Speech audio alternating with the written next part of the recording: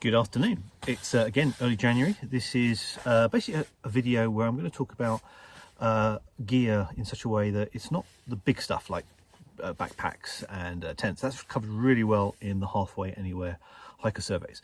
What I'm going to do is I've got basically an array of gear, all the little knickknacks and things that you're kind of thinking, what are the last minute decisions you might want to take in terms of gear. So I'm going to jump around quite a lot. I hope some of this is helpful to you. It's going to cover, I'm going to do this in two parts. So this is basically me pulling out stuff and just basically saying why I use it, and maybe if it's helpful to you, that's great. So let's kick off. First things you're going to discuss or hear about are navigation. What do you use? And there's going to be lots of pushing of maps like this. Now, I'm not a huge fan of these because they're great overview maps, but they're not what I would call serious orienteering maps. They're not high enough resolution. And to be fair, it's actually very hard to get a set of maps that cover the PCT because it's so long. In such a a reasonable resolution, such that when you come to navigation, would you ever use compasses? And you want to marry a compass with a map that you can actually use to a reasonable resolution that you can match to features. Or there's a feature over there. If these are zoomed out too much, you can't actually do that certainly in poor weather conditions. So these are great overview maps. They're quite expensive. You do see them dropped quite a lot on the trail in hiker boxes, basically because people don't use them, to be fair. But anyway, what people do use is the Far Out app, which is you hear a lot about it. That's formerly Guthooks. They've got lots of checkpoints and waypoints in there where hikers leave comments. Now, would you ever use a compass on trail? Now, I used to do hiking orienteering competitions, team competitions, and I have loads of compasses. That's a thumb compass for competitions. That's a Sunto M2. You'll see a lot of people use those for if you like going out and about and orienteering. That's a mirror sighting compass. That's probably one of my favorite lightweight sighting compasses. Do I ever use these on trail? No. In fairness, the tools are reasonably good. If you want to have a backup, then feel free to take one. I tend to I use the Far Out app.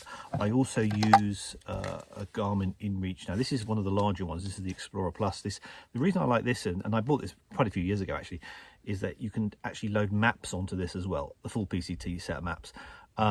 So I basically have a full redundant electronic GPS system and an SOS system here, and also have a full on my phone. I have the Guthooks or Far Out app with GPS, and it's waterproof as well. So I've got two electronic redundant systems with complete set of maps. So that's my reasoning why I don't carry paper maps, and partly because I can't find ones of reasonable resolution.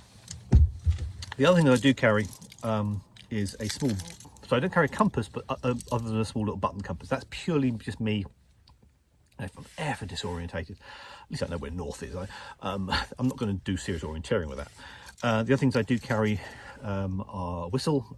That's probably the most useful thing if you ever slip off trail and you want to get someone's attention. I also have a very tiny little torch there, which I do have a separate head torch, but this is kind of my mini little emergency clip. I've got a signalling mirror, which is also doubles as my shaving mirror. Now I have this clipped into a pocket there, and I have my Garmin InReach clipped to a pocket there. So all my emergency stuff is very easy to hand, and if I do slip off trail, I need to get someone's attention, I'm probably blowing the whistle first. Luckily that's never happened to me. Other sort of equipment I do carry is a Nightcore head torch. Now these are just very rechargeable. I found these work really well on the PCT. They charge well, they're waterproof, reasonably waterproof, water resistant I should say, and reasonable charge through the night. And I marry that with a battery pack. Now I have sided with what I call the Nightcore 10,000 milliamp hour battery packs. These seem to work well. They also have a button there that allows you to charge low power devices. Now some of the battery packs you'll find, like some of these ones here, these are the earlier anchor ones, different sizes I've got here, don't always pick up things like the small headphones because they're such low power draw that they don't necessarily recognize them to be charging, whereas this, at least with the Nightcore ones, you can press a button and it will detect the low power ones. You can buy these in 20,000 versions, but I hear a lot of people complaining that the 20,000 is actually heavier than two of the 10,000s, and I kind of like being able to split having redundancy. So I'd probably take two of these on trail. Also, would you be tempted to go lower with a 5,000 one like this? Personally, again, with the weight and the electronics, I'd probably just get another 10,000 because half of this is probably or a good chunk of this is the half of the electronics. So the smaller you go, on the battery pack, less of it is the battery and more of it the electronics. So I probably wouldn't go below 5,000. I'd probably start at 10,000 and go up if you want. But again, lots of solutions out there, but I've been very happy with the night cores. Other things that come up about water filters, you're going to, obviously the most popular one you'll hear about is a thing called like this. This is the Sawyer Squeeze. Now I've got one out here, so most people would normally mount this onto their water bottle. This is your dirty water bottle. Be aware you have a washer or O-ring in there. Sometimes it's a white one. That creates the seal around the bottle, and then what you do is you squeeze. Problem is sometimes with your on off all the time or down trail, these actually tend to get lost. So you do get a couple of spare, I think you get a spare, at least one spare when you buy it, but also you can buy at any hardware store in the US these O-rings. Now this is a bundle of hose O-rings. I think it's about $2.50, $3 for that many. So I carry some spares and I leave some spares in my spares box. But be aware if you're going to use the Sawyer Squeeze. Now don't use the Sawyer Mini, which is the smaller version, unless you're super weight conscious. The flow rate of this thing is lousy. It's very slow. The other one you'll hear more about is the Katadyn B3. Now this is my favoured choice. Now the Katadyn B3 is slightly different from the Sawyer Squeeze in the fact it has a dedicated water bottle and you screw it in there. Now it has a higher flow rate because it has a larger area for the water, so as you're compressing it drives the water faster through the filter. The downside of this compared to the Sawyer Squeeze is that with this you can back flush. Now they give you a syringe and you can drive the water back through, clean water back through, and actually push out any sediment that's got clogged into the filter. And that's why the lifetimes of the Sawyer Squeeze is actually longer than the B3. But the Katadyn B3 flow rate overall at the start is much faster and it degrades over time. So through a Thru-Hike I could probably get away with one of these with back flushing, but I usually take two of these, or carry one of these and have one of these in my spare box, or I buy one later up the trail. Normally two of these will last me a Thru-Hike. Other things to bear in mind with both of these filters is that when you first use them, and if you let them dry out, put them back into storage before you Thru-Hike, a problem can occur where the fibres inside these can just dry out. And so when you come on trail for the first time and you use it for the first time, you find that actually, oh, it's blocked. Why isn't it working? And hikers have been throwing these away at Lake Morena, which is the first stop, thinking their filters have failed, and then trying to buy a new one at Lake Morena. Most of the time, and we've recovered, a group of us over the last 3 years have recovered over 80 of these combined. What you're doing is simply, it's a relatively new filter and it's just dried out. What you do is you take your back flush syringe, you put ideally a bit of warm water in there, you put it in there, create a good seal around, and then gradually push back through, and that will reopen and rejuvenate the fibres. I probably do it maybe 2 or 3 times just with warm water, and it will just gradually reopen the filter and you'll get back to 100%, or not back to 100% capacity again. If you do let them dry out, don't worry too much, and try and do that the day before you start hiking, or even at the Cliff, which is the start, or near the start, where you can just check your filter's actually working, and don't be one of those people throwing these away straight away thinking your filter's failed. Also with these guys, be careful of freezing. So if you're hiking along and you have your bottle out there on the side of your pack and it's freezing conditions, this can freeze. The water in the fibres, or the residual water in the fibres, can expand and crack the resin and the fibres in there, and your filter then becomes redundant. So what hikers do is, if it's potentially cold, you basically take that off, put it in the pocket, keep it warm, stop it from freezing. Same thing at night. If you think it's going to be freezing overnight, you put that in a Ziploc bag and put it at the bottom of your foot box of your sleeping bag or quilt. Okay, so that's water filters all done and dusted. Oh, the other thing I would say is a lot of people choose on these Canuck bottles. Now these are your basic alternatives to your dirty water bottles. They come in 2 versions. You can actually get one that filters and locks onto the Sawyer Squeeze filter, and there is a larger barrel version that locks onto the B3. So these Canuck water filter bags are actually very popular. So I carry both, so depending on if I use the B3 or the Katadyn. And also with the Katadyn, you've got dedicated water bottles. So if you're going to buy the Katadyn B3, buy the 1 litre version, and when you come to replace the filters, don't buy a complete set, just rebuy the filter. And I think this is normally about $24 to replace. It's a good system. Right. Other things around water, bladders. Putting bladders in your backpack. I've used them over many years, and always found them eventually to fail. And certainly on Thru-Hikes, you're going to be hammering it quite a lot. I wouldn't use a bladder inside my pack, ideally. Same with these bite tubes, which you use to drink. Great for short events, lousy for Thru-Hikes. They just don't last. Similarly, you might be tempted to buy one of these from Z-Packs. These are basically bottle clips, whereby you can put that there and you clip the top of the water bottle up there. Now, again, in theory, for short trips, these are great. In practice, on every Thru-Hike I've done, these have always failed within maybe 2 weeks, partly because it's just the constant stressing of this. They can't take the repeated things of a Thru-Hike. On a short hike, they work fine, but on a Thru-Hike, they don't last. So I'm hoping they come up with a better solution. But you'll see a lot of people wearing pockets where you can shove the water bottle in there without having to use one of those clips. So that's water filters. Let's look at some of the other gear. So, feet. Now, I'm not going to go too much into shoes. That's obviously something you're going to try, and hopefully you're trying right now, getting some blisters, getting some wear points in them, and letting the skin harden, so you're not one of those hikers that arrives on trail and on the first day you get a multitude of blisters, you get a multitude of chafing. Try and iron that out before you start the hike, and so you're not, your first day you're not hammered by lots of health problems. But the thing I do buy for every time I stop and overnight, I always give my feet some love. So what I do is I use these like booties. Now these are coming down or synthetic. Now these are multi-purpose because you can basically put your bare feet in there and you keep you dry and warm through the night, but it also allows your dirty feet to not basically contaminate the bottom of your sleeping system. So I use these for basically giving my feet some love, but also keeping my quilt clean.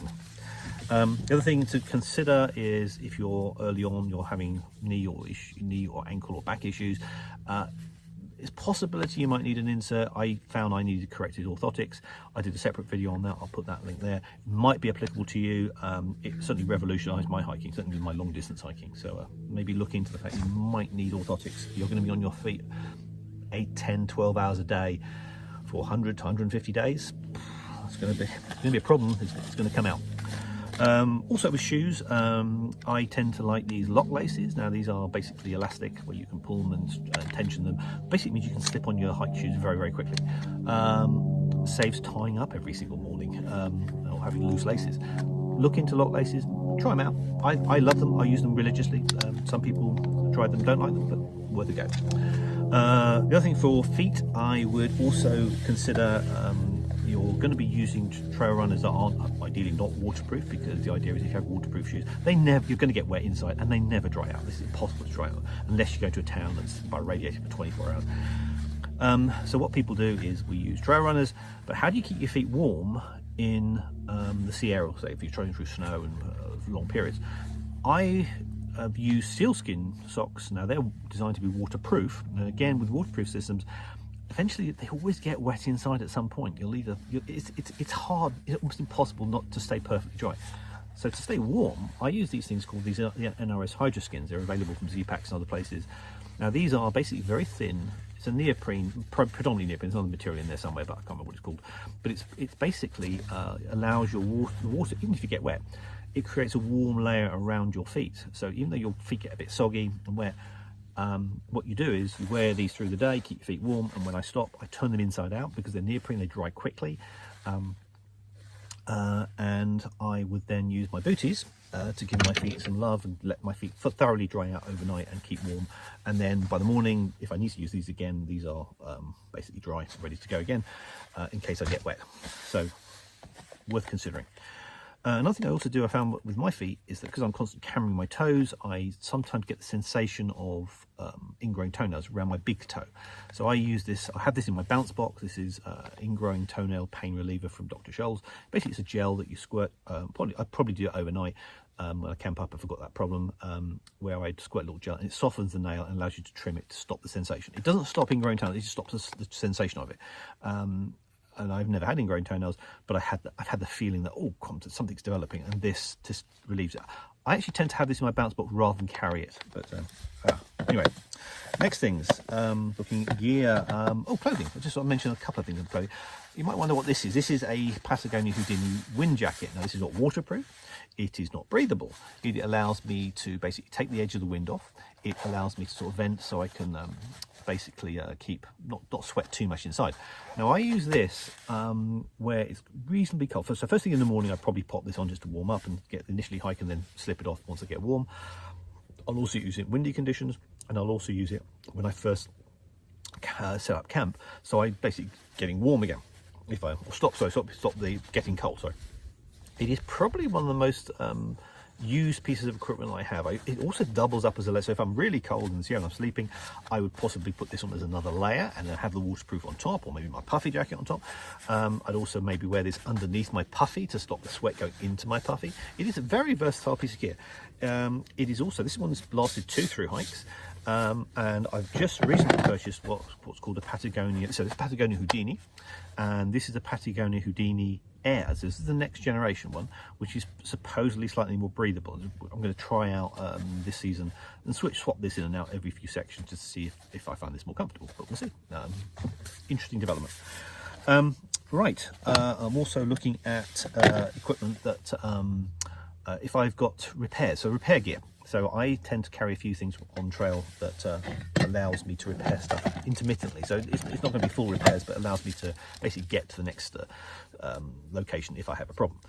The most popular stuff, so for me, the stuff I carry religiously is this stuff. Now this is seam seal tape, and it's available from Z-Packs and other places. This particular strip is clear, and what it allows you to do is it's very sticky.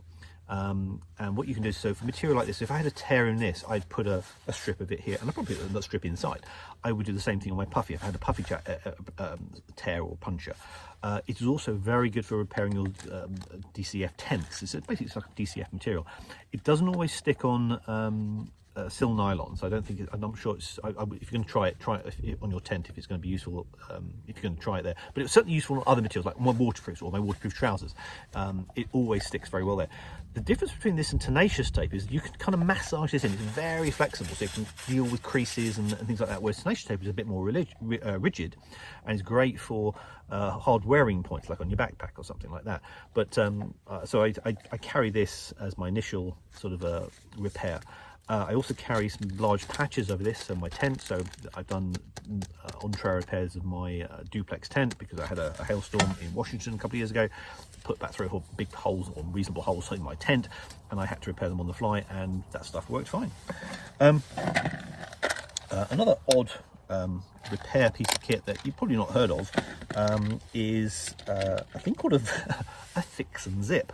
Now basically this is, and it's very hard to show you on the screen, it basically looks like the slider on one of your zips, but it's got a little clamp on it, and what that means is you can open it up and actually put it over the teeth of the zip. So if your zip is actually broken or not is splitting unexpectedly, you can actually use this to replace your slider temporarily. Now the first thing you'll hear people will do if you have problems with this, they'll probably use a pair of pliers to basically gently pitch the slider just to see if that will solve the problem. If it doesn't, this thing comes invaluable because it gives you a temporary fix and allows you to close the zip. And I used this for 2 weeks on a duplex which had a failed zip in a very, very buggy area of Oregon. So I definitely use these. Again, I carry these. You can get a slightly bigger size. Now this one's I'd use that for my puffy zip because it's quite a big zip, but I've not had to use that so far. Primarily I carry these for my tent. Also carrying bug net, always carry a bug net. In terms of hats and sun hats, now I kind of fallen in love with these kind of foldable hats. These are available from REI. These are Sunday hats, I think they're called. Also like foldable and collapsible hats like this. This is a Marmot foam hat.